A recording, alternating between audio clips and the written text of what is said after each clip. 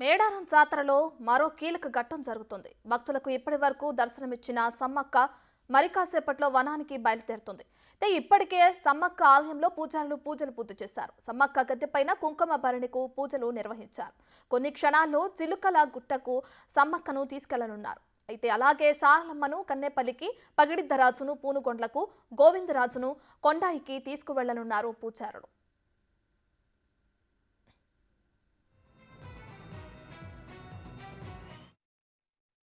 ఇక్కడ mic announcement point దగ్గర ఉన్నారు. కావున వచ్చి వారిని తీసుకెళ్ళ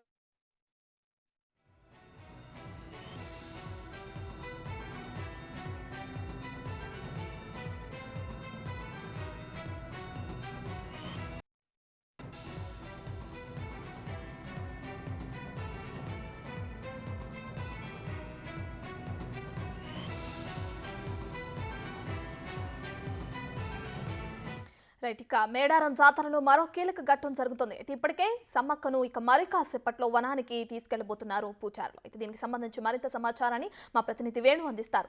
సో వేణు, ప్రస్తుతం అక్కడ జాతరలో ఉన్న లైవ్ అప్డేట్స్ ఏంటి?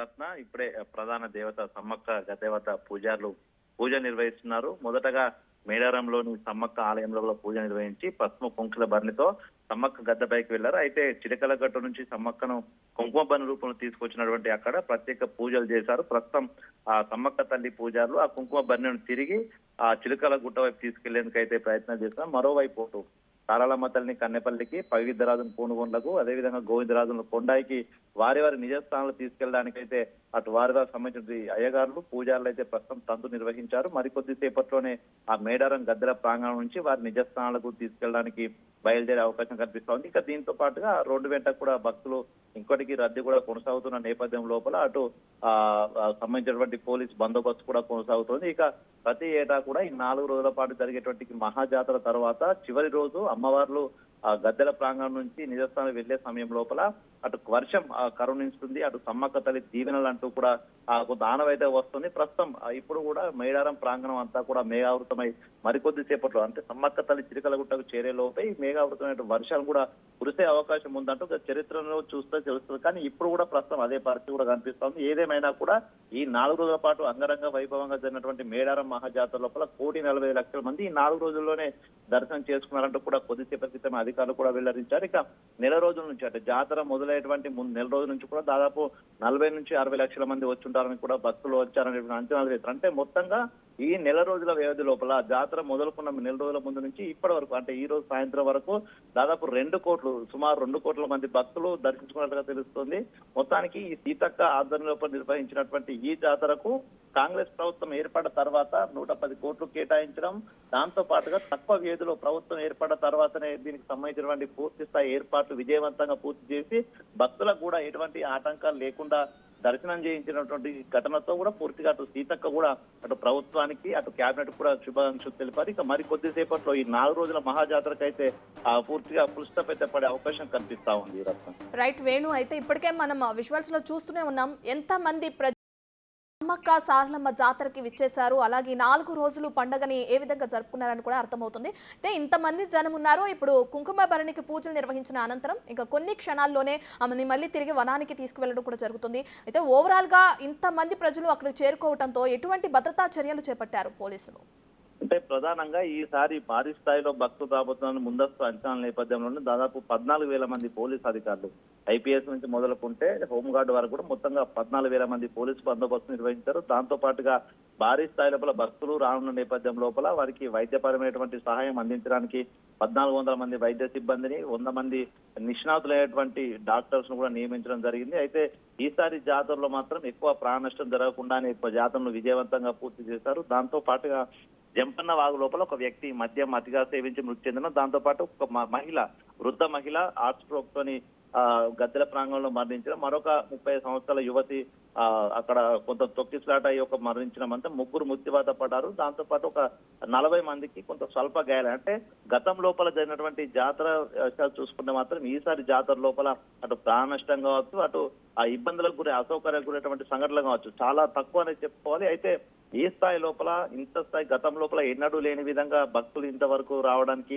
విజయవంతం కావడానికి నెల రోజుల నుంచే ముందుగా సీతక్క ఇక్కడ మంత్రిగా ఉన్నటువంటి సీతక్క యాక్చువల్ రెడీ చేస్తూ దాదాపు 5 ఐఏఎస్ అధికారులను ఇక్కడ లైజన్ ఆఫీసర్లుగా నోడల్ ఆఫీసర్ నియమిస్తూ ఎవరికి వారికి సూచనలు చేయడంతో ఈ స్థాయి లోపల విజయవంతం కూడా తెలుస్తుంది. అయితే రేపు ఆదివారం కావడంతో భక్తులు కూడా రేపు దాదాపు 10 లక్షల వరకు వచ్చేటువంటి అవకాశం ఉంది. అయితే ఈ నేపథ్యంలోనే కొద్దిసేపటి క్రితమే రేపు సాయంత్రం వరకు కూడా అధికారులు సిద్ధంగా ఉండాలి అనేటువంటి ఆదేశాలు కూడా జారీ చేయడం జరిగింది. అయితే ప్రధానంగా ఈ జాతర లోపల కొంత ముసలి వాళ్ళు కానీ చిన్నపిల్లలు కానీ అనారోగ్యానికి గురై వారి ప్రాణాపాయం తప్పించడంలో కొంత సింగరేణి కాలనీకి సంబంధించిన రెస్క్యూ టీం కూడా కీలక పాత్ర పోషిందని చెప్పుకోవాలి. అయితే వీరందరూ జాతరలో విజయవంతం చేయడానికి సహకరించినటువంటి అటు పారిశుద్ధ్య సిబ్బంది, అటు పోలీస్ సిబ్బంది, రెస్క్యూ సిబ్బంది అందరికి కూడా శుభాకాంక్షలు తెలిపారు. ఇక సమ్మక్క తల్లి కూడా ప్రస్తుతం అయితే బయలుదేరడం జరిగింది. మరోవైపు చిరుజల్లులతో మేడారం ప్రాంగణం కూడా అమ్మవార్ల దీవెనలు అయితే కురుస్తున్న పరిస్థితి కనిపిస్తా ఉంది రత్న.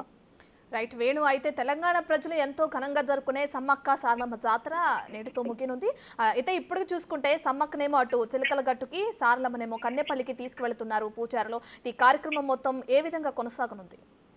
అంటే అమ్మవార్లను అటు వారి నిజస్థానం నుంచి గద్దెలపైకి తీసుకురావడానికి మాత్రం భారీ తంతు ఉంటుంది. ఎందుకంటే వాళ్ళ ఆదివాసీ సాంప్రదాయం ప్రకారం పూజలు నిర్వహించడం. అయితే అమ్మవార్లు ఆ సమయం లోపల శక్తి రూపంతో ఉంటారు కాబట్టి వాళ్ళకు ఎదురుగా వెళ్ళినా ఒకవేళ వారిని టచ్ చేసి అంటే అమ్మవారిని తీసుకొస్తున్నటువంటి ఆ ఆదివాసీ పూజారులను టచ్ చేసినా కూడా తాము అన్నిట్లో విజయం సాధిస్తాము, శక్తివంతులం అవుతున్నటువంటి నమ్మకం ఉంటుంది. కాబట్టి తీసుకొచ్చే సమయం లోపల భక్తులందరూ కూడా ఎగబడి అమ్మవార్ల రాకను చూడడానికైతే తొక్కిస్లాట్ అయ్యే అవకాశం ఉంటుంది.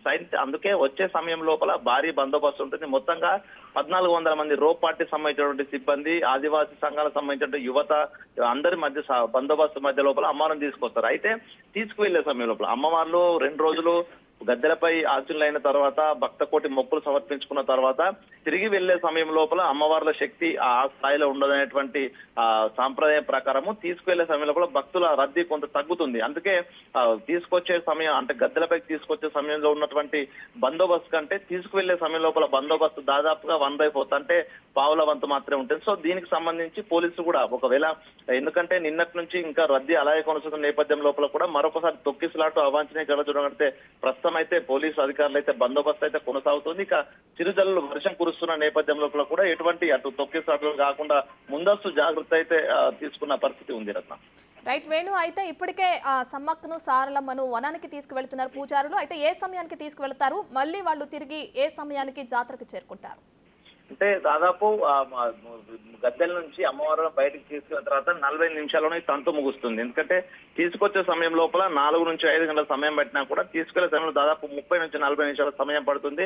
ఎందుకంటే సమ్మక్క ప్రధాన గద్దె నుంచి చిలకలగుట్ట వరకు 1.5 కిలోమీటర్లు, సారలమ్మ గద్దె నుంచి కన్నెపల్లికి 3 కిలోమీటర్లు. అంటే సారలమ్మను తీసుకెళ్ళడానికి 40 నిమిషాలు, సమ్మక్కను తీసుకెళ్ళడానికి 30 నిమిషాల సమయం పడుతుంది. ఇక వర్షం నేపథ్యంలో కూడా భక్తులు ఆటంకం కలిగించే అవకాశం లేకపోవడంతో మరికొద్ది నిమిషాల్లోనే ఈ తంతు ముగుస్తుంది. ఇక మళ్ళీ 2 ఏళ్ల తర్వాత అమ్మవార్లు రాక కోసం అయితే అటు భక్తులు, మేడారం సంబంధించినటువంటి పూజారులు ఎదురు చూసే పరిస్థితి కనిపిస్తా ఉంది రత్న.